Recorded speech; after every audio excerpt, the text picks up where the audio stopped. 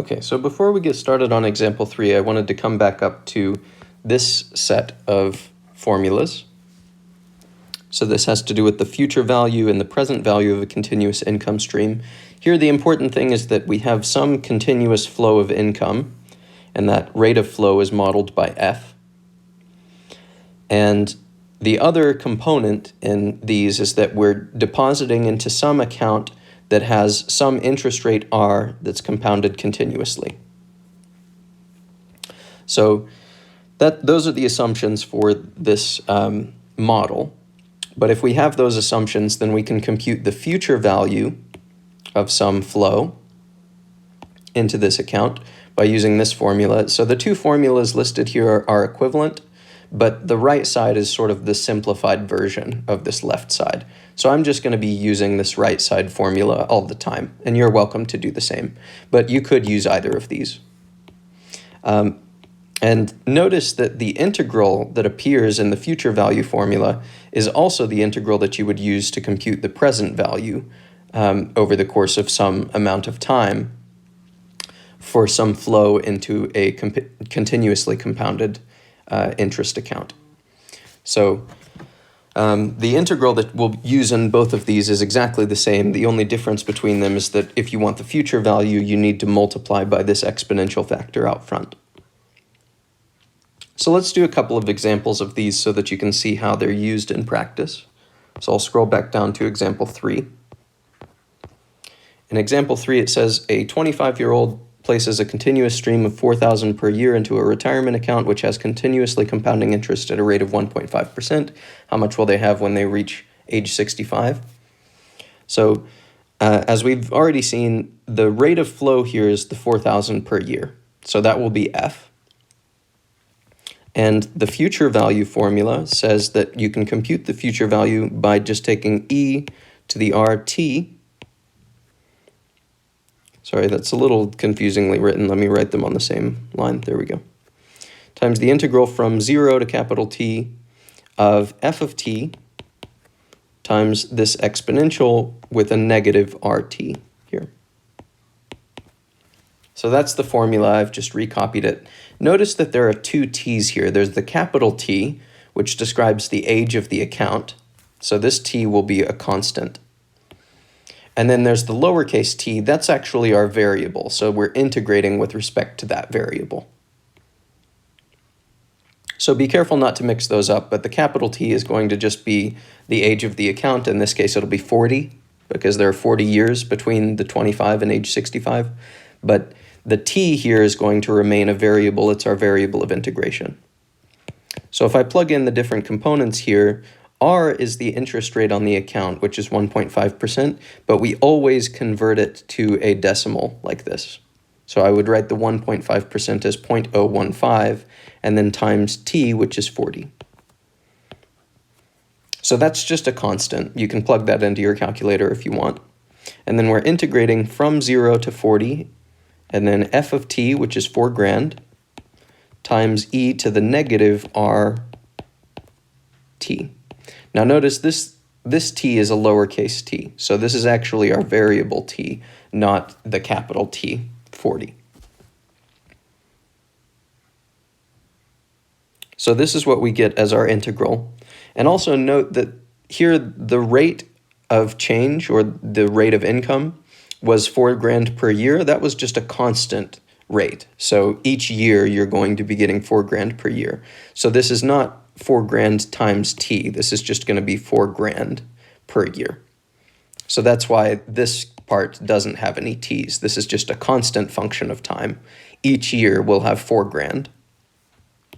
However, this t that appears in the exponential is always going to stay just a variable t like that. So now we need to integrate. So I'll keep this factor out front. And now I want the antiderivative of this thing. To get the antiderivative, the $4,000 is just going to be along for the ride. It's a constant factor. And then when I integrate e to the negative 0.015t, I should get the same exponential term, so e to the negative 0.015t, but then I should divide by that constant. So it'll be dividing by a negative 0.015. And this I need to evaluate from 0 to 40.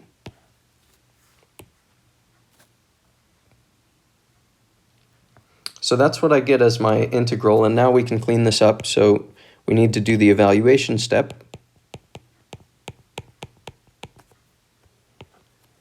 So I'm going to take this antiderivative that we computed and plug in 40 and then subtract what we get when we plug in 0. So this will be 4 grand times e to the negative 0.015 times 40 when I plug in little t equals 40, divided by this negative 0.015.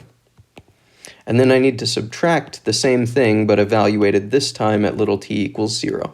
So this would be 4,000 times e to the negative 0.015 times 0, divided by negative 0.015.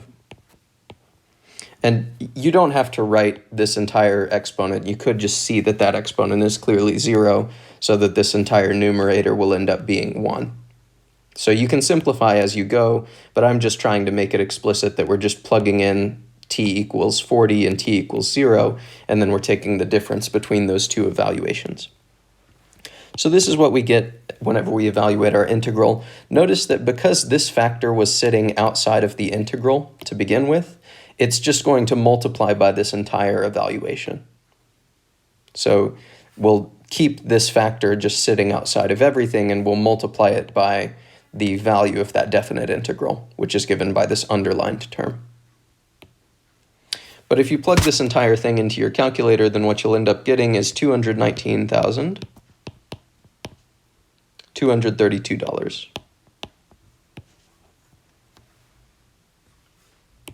So that would be the future value in this account after 40 years have gone by.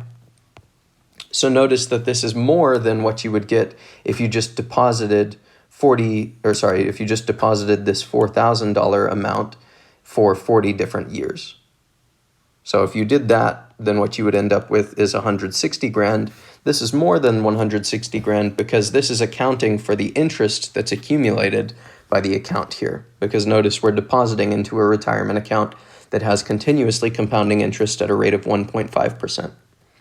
So this integral is including all of the interest payments that we're going to get, and at the end of the 40 years I'll have 219 grand rather than the 160 grand that I've deposited. Okay, so next, let's look at problem 4. Here it says at the age of 28, you get promotion to VP of Marketing. Job has a salary of 80 grand per year. Assume a 2% continuous interest rate. If you plan to retire at age 62, determine the future value. So again, you can just be on the hunt for these particular key phrases. If you see future value, you know we're going to be using that future value future value formula. So I'll go ahead and copy down the future value formula. It is e to the RT, integral from 0 to t, f of little t e to the negative r little t dt. So again, capital T here is going to refer to the total age of the account, and then this little t is going to be our variable t that we're integrating with respect to. Now notice that if we look for our rate of flow into this account, it comes from this sentence, that the job has a salary of 80 grand per year. One thing that can tip you off to what the rate of flow is notice that 80 grand per year is a rate of flow. It's telling you some amount of money over time. So that's a rate of income. So this will be our f of t. It's a constant 80 grand per year. So f of t is just the constant 80 grand. And then we also need to determine a couple of other things. We need to know what r is. That comes from this. So there's a 2% continuous interest rate. So that means that little r is equal to 0.02 when we write it as a decimal. And we can also compute capital T, which is the age of the account. That would be the difference between age 62 and age 28. And that comes out to 34 years. So now we have all the pieces. We can just plug them into this formula. So R is 0.02, capital T is 34, and then we're integrating from 0 to capital T.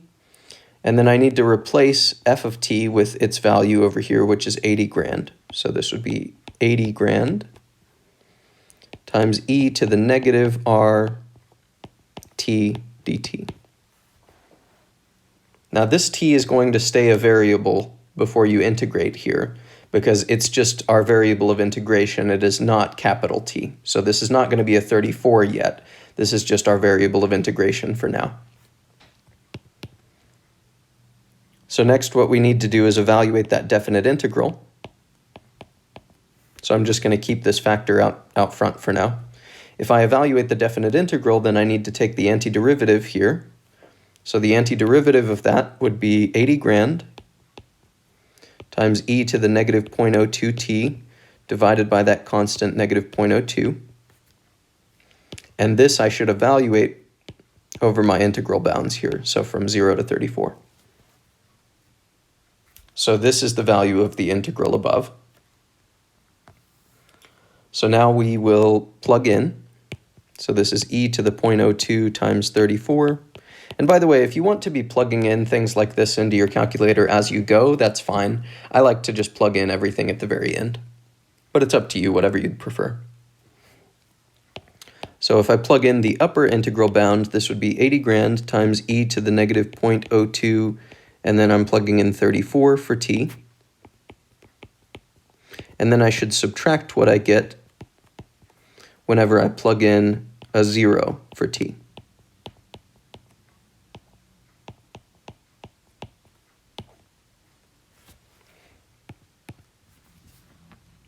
And now if you plug all of this into your calculator, what you'll end up getting is $3,895,510.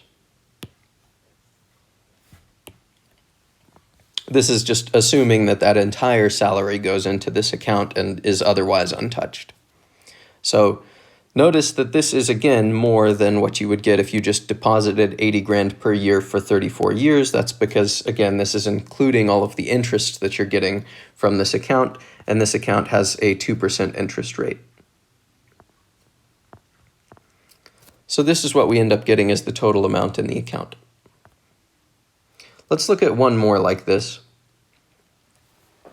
So here it says, find the accumulated present value of an investment over a 10-year period if there's a continuous money flow of $4,800 per year and the interest rate is 2% compounded continuously. So I'll remind you what the present value formula says up at the top page here. It's just the integral from 0 to capital T of your flow times e to the negative RT dt. So we just need to plug in all of these pieces. Capital T is the age of the account. That would be 10 years. Our flow is this 48 grand per year. Sorry, 4,800 per year. So this would be 4,800 times e to the negative r. R is this 2% interest rate written as a decimal. So this would be 0.02 t dt. So again, be careful here because this t is still going to be your variable. You're just integrating with respect to that variable t. The only t that turns into a 10 right away is this capital T, your integral bound. So now to evaluate this integral, all we need to do is compute the antiderivative and then evaluate from 0 to 10. So the antiderivative will be this 4,800, this constant factor, times the exponential divided by that constant factor in the exponent. And then we evaluate from 0 to 10. This will be 4,800 times e to the negative 0.02 times 10, if I plug in the upper integral bound. And then I should subtract the same thing, but plugging in 0 for our lower integral bound.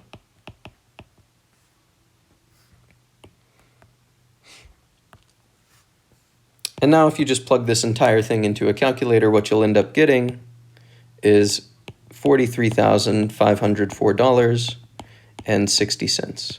So that would be the present value of this arrangement, where you have 4,800 per year flowing into an account for 10 years with an interest rate of 2% compounded continuously.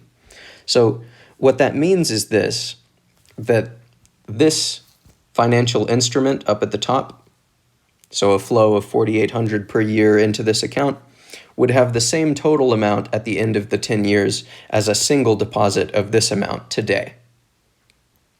So if you deposited this amount at the bottom into an account for 10 years that earned 2% interest, it would have the same amount at the end as this rate of flow would.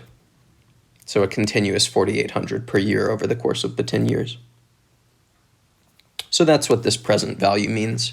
It just means if you needed to match the same amount of money in 10 years, how much would you need to deposit into that account presently to match that total amount?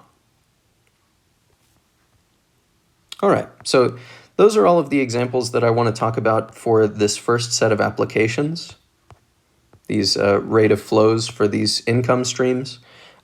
Again, for these, I sort of think that it'll be obvious which one of these formulas you're expected to use, because I'll either use a phrase like future value or present value, or I'll ask for something like the total income here. So it should be clear which formula to use. The main thing is just knowing how to plug in the correct values into the formula. And the same thing is going to be true for the next set of formulas that we're going to look at. So the last application that we're going to look at in this set of notes is this consumers and producers surplus. This is an application in economics, and I will spend some time at the beginning of the next video explaining where these formulas come from.